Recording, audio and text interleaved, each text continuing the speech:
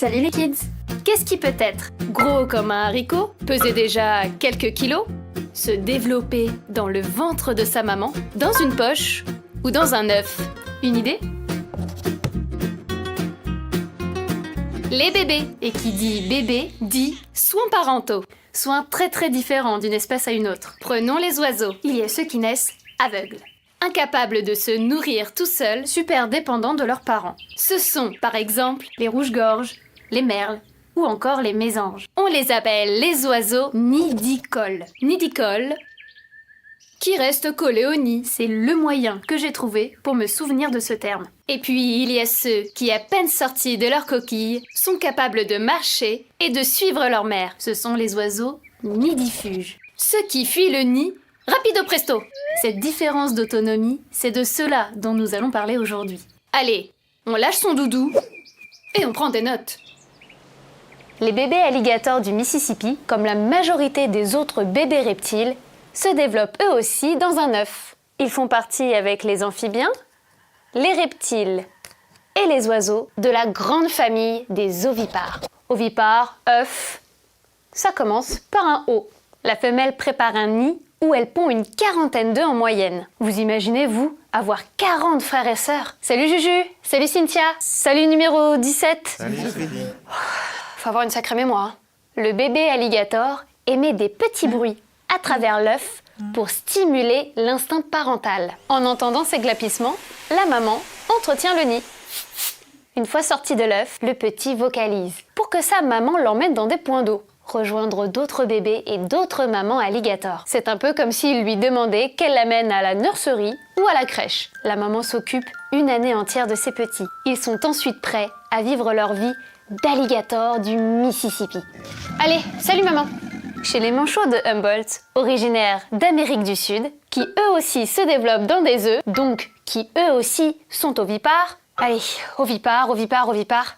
Promis, à force, ça va rentrer. Ce n'est pas seulement la maman qui s'occupe des bébés, mais les deux parents. Et ce, dès la couvaison, qui dure une quarantaine de jours. Après la naissance, la femelle et le mâle continuent de s'alterner pour s'occuper du ou des petits, jamais plus de 2 pour le coup. L'un pêche pendant que l'autre protège les jeunes. Après 3 mois dans le nid, les petits sont enfin capables de se nourrir eux-mêmes.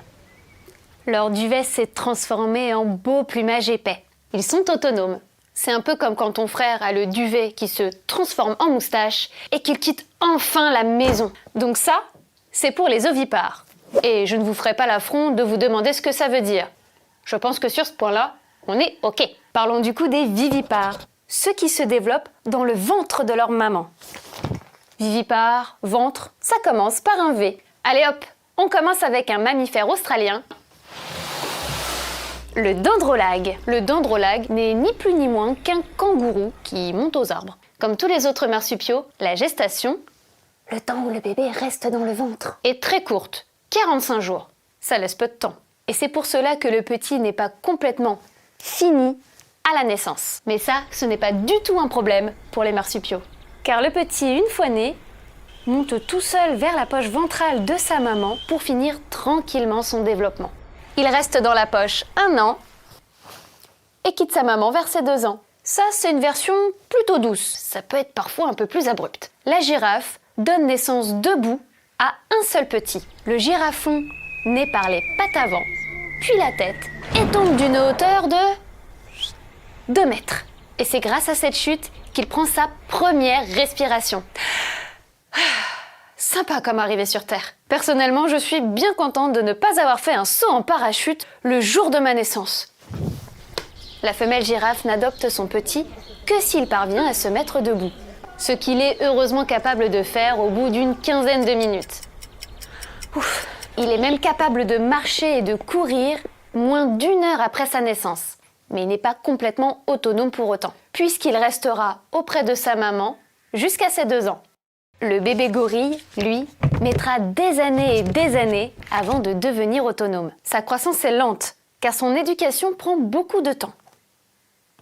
Le groupe familial dans lequel il vit participe d'ailleurs à son éducation. Mais c'est avant tout sa maman qui le transporte, qui lui apprend à se nourrir et à interagir avec les autres gorilles. Et dans le genre naissance exceptionnelle, peut-être aviez-vous entendu parler de celle du bébé de Mayombe, Au Gabon, Mayombe est une femelle née à Beauval en 2007.